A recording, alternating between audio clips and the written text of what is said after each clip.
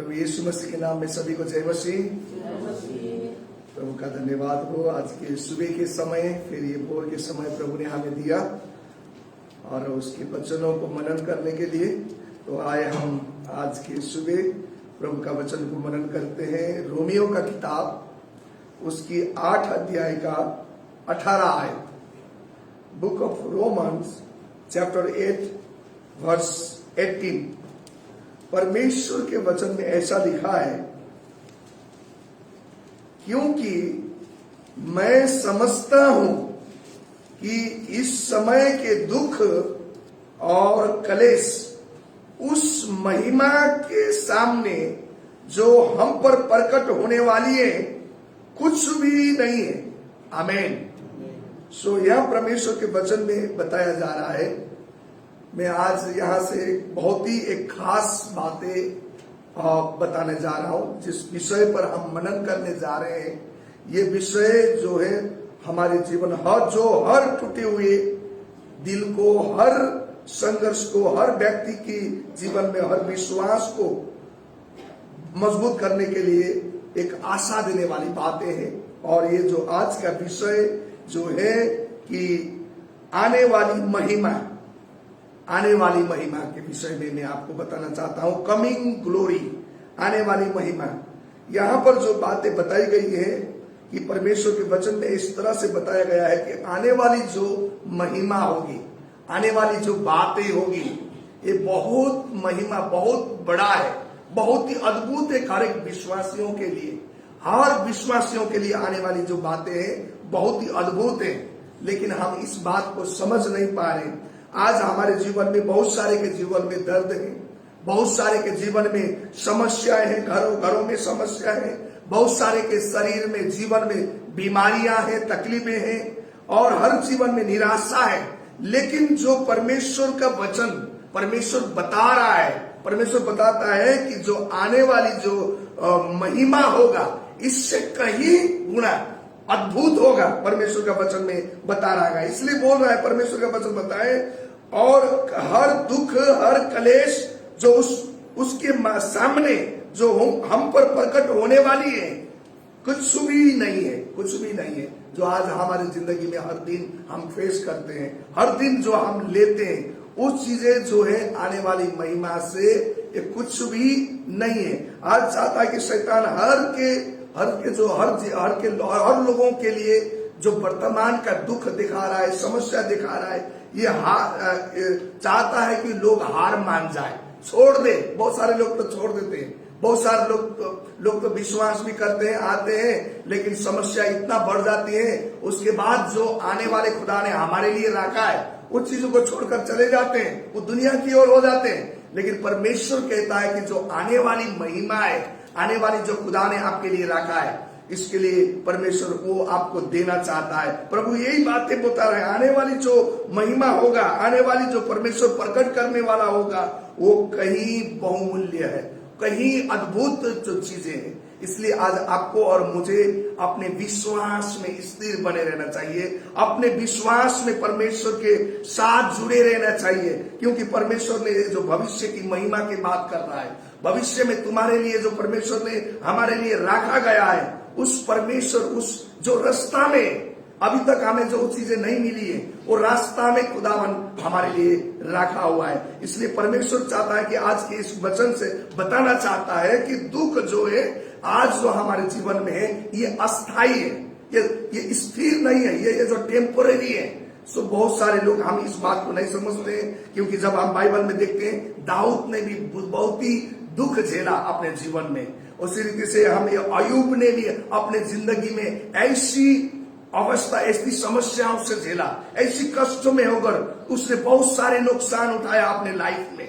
और हम देखे तो यूसुफ ने भी अपने जिंदगी में झेल की अलग अलग परेशानी, बाइबल में बहुत चीजों को उसने सामना किया गया है। ये चीजें जो कहानी, ये दुख है, उन लोगों को अंत नहीं किया गया, लेकिन उन लोगों ने पर आने वाली महिमा को, खुदावन की महिमा को उन लोगों ने देखा गया है। हमें सो इसलिए भजन संहिता के किताब में लिखा है, साम्स 30 का 5 में आप देखने को मिलेगी। वचन संहिता 30 का 5 में लिखा है, रोना तो रात भर रहता है परंतु आनंद जो है सवेरे होता है। आप जब परमेश्वर का वचन मिलेगा, रोना रात भर होने से भी, लेकिन सवेरा क्या होता है कि हमें आनंद महसूस होता है, हमें आनंद मिलती है।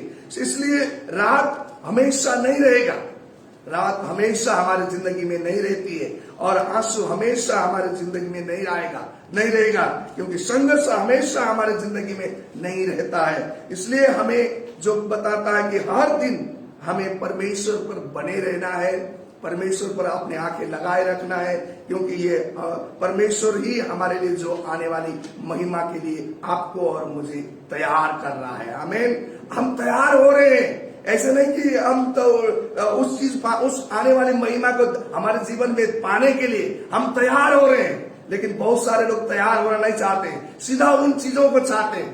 जब कलीसिया में आए, चर्च में आए, वो कुछ हफ्ते कुछ साल आ जाते हैं, कुछ बातें आ जाती है, कुछ ऐसी दर्द उनके जीवन में शुरू हो जाता है, और कुछ बातें नहीं बनती है, उसके बाद चले जाते हैं। उस आने वाली महिमा को अपने जीवन में प्रकट होते हुए देखना नहीं चाहते हैं। इसलिए भाई बहन, मैं आज बहुत ही एक बातें, महत्वपूर्ण बातें बता रहा हूं, जो आपको भविष्य के लिए परमेश्वर ने रखा, प्रकट होने के लिए रखा गया। आने वाली महिमा आपके लिए इन सब चीजों से, दुनिया की हर दर्द से, पीड़ा से, निराशा से आपको बहुत ही अद्भुत चीजें जो परमेश्वर है आपके जीवन में करने वाला है। इसलिए परमेश्वर के वचन में लिखा है, 2 कुरिन्थी का किताब उसकी 4 अध्याय का 17वीं आयत में, 2 Corinthians chapter 4 और वर्ष 17 में बातें बताई गई है। क्योंकि हमारा हाथ जो हल्का सा और क्षण भर का कलेश हमारे लिए बहुत ही महत्वपूर्ण है, अंत में क्या होगा, महिमा उत्पन्न करेगा। यह क्षण भर की कलेश है, ये लंबी देर की कलेश नहीं है, क्षण भर आपके जीवन में ये रहेगी। ये परमेश्वर के वचन में मैं पढ़ देता हूं। 2 Corinthians chapter 4 verse 17 में ऐसा लिखा है, क्योंकि हमारा पल भर का हल्का सा कलेश हमारे लिए बहुत ही महत्वपूर्ण और अनंत महिमा उत्पन्न कर जाता है। अनंत महिमा हमारे जीवन में उत्पन्न करेगी। ये दर्द, इस परेशानी हमारे जीवन में जो है, आने वाले दिनों में अनंत महिमा के लिए आपको तैयार करना है, जो खुदा आने वाली महिमा को आपके जीवन में देना चाहे। जो व्यक्ति परीक्षा में टिका रहता है, जो व्यक्ति हर मुसीबतों में बना रहता है, वो हमेशा को महिमा को देखना पाएगा।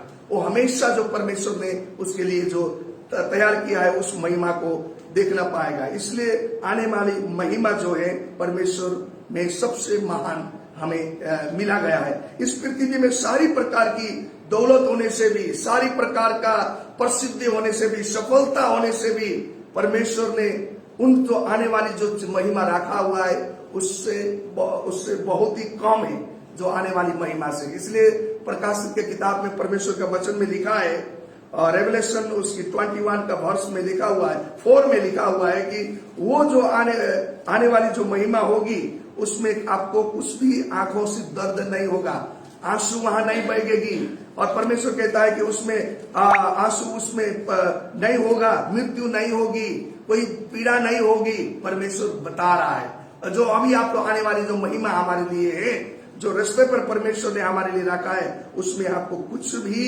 चीजों की सामना नहीं करना पड़ेगी। परमेश्वर ने वो अनंत के लिए जो हमारे लिए रखा गया है, इसलिए उस चीज के खोज, उसकी इंतजार में आपको, मुझे और उस चीज की इंतजार हमें करना चाहिए, क्योंकि वो चीज ही सबसे महत्वपूर्ण चीज हमारे जीवन में है।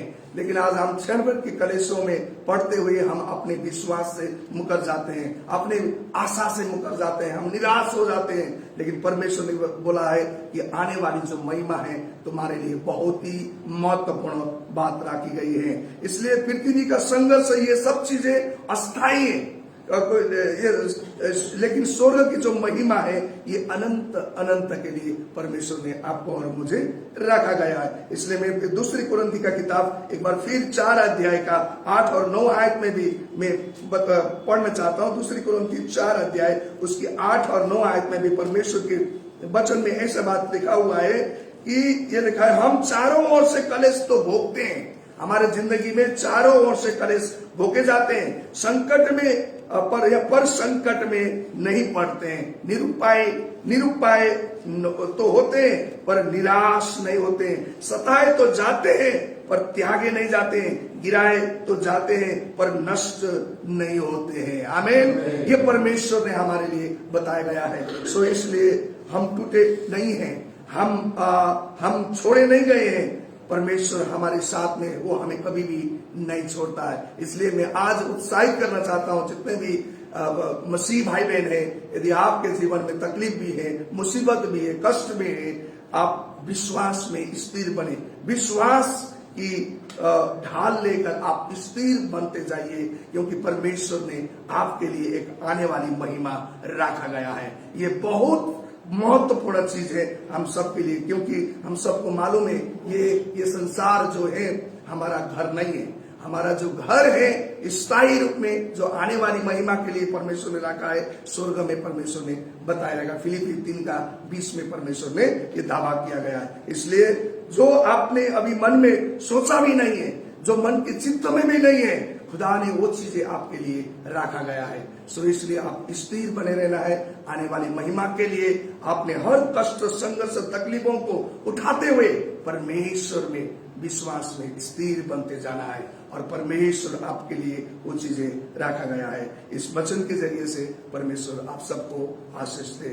आमीन।